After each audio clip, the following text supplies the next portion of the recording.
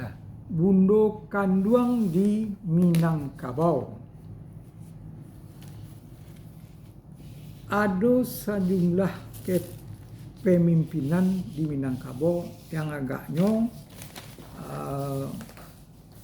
perlu diketahui oleh generasi sekarang. Macam kepemimpinan itu adalah Pangulu, Manti, Malin, Ubalang, dan Bundo Kanduang. Pertama adalah Bundo Kanduang. Bundo Kanduang adalah pengertian terhadap golongan wanita di Minangkabau.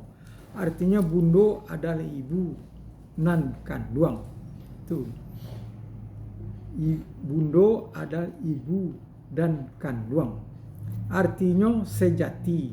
Jadi ibu sejati yang memiliki sifat-sifat keibuan dan kepemimpinan. Adat Minangkabau yang memiliki sistem matrilineal, artinya garis turunan diambil berdasarkan silsilah ibu. Diungkapkan dalam gurindam adat Minangkabau. Bundo Kanduang limpapeh rumah nan gadang. Umbun purwa pagangan kunci. Umbun purwa alun bunian. Pusek jalo kumpulan tali. Sumara dalam kampung, hiasan dalam nagari. Nan gadang basa batuah, ko idui tampe banaza, ko mati tampe banye, ka unduang ka Madinah, ka payong panji ka Sarugo. Mukaswi gurdam diatih, adalah Minangkabau memberikan beberapa keutamaan pengecualian terhadap wanita sebagai tanda kemuliaan dan kehormatan yang diberikan kepada Bundo Kanduang yang berguna untuk menjaga kemuliaan dan agar martabat Bundo Kanduang tidak jatuh. Adapun keutamaan Bundo Kanduang di Minangkabau adalah keturunan ditarik dari garis ibu. Garis keturunan ditarik dari garis ibu, lang kurang matrilineal, tutik kurang. Sehingga seorang anak yang dilahirkan oleh seorang perempuan Minang dari suku, misalnya Melayu atau Tanjuang atau Ceniago dan lain-lain, baik laki-laki atau perempuan akan bersuku pada ibunya tadi. Tujuannya adalah agar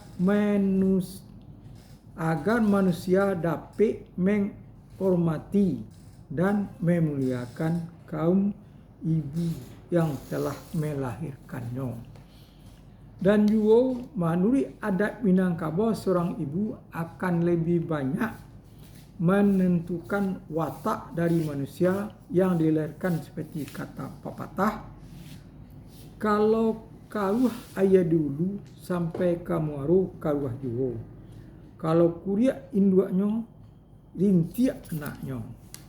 Turunan atau kapalambahan, rumah tampe kediaman. Menurut adat Minangkabau, rumah diperuntukkan untuk kaum perempuan dan bukan untuk laki-laki. Aliko dikarenakan laki-laki secara kodrat lebih kuat daripada perempuan.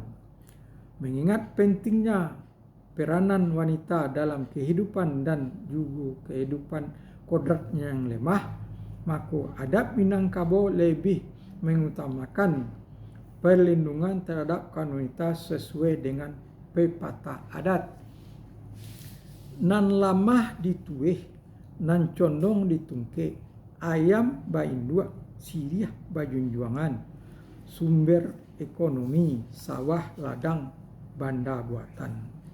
Yang merupakan sumber ekonomi menurut adat Minangkabau untuk pemanfaatnya lebih diperuntukkan untuk kaum wanita. Walaupun begitu, bukan berarti kaum lelaki tidak dapat memanfaatkan sama sekali penyimpanan hasil ekonomi umbun purwa pegangan kunci.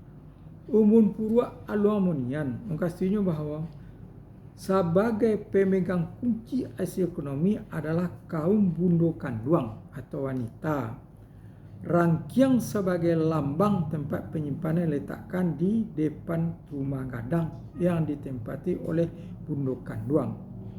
Sesuai dengan kodrat perempuan yang lebih ekonomis dibandingkan dengan kaum pria atau lelaki, maka hukum adat mempercayakan kepada perempuan untuk memegang dan menyimpan hasil sawah dan ladang.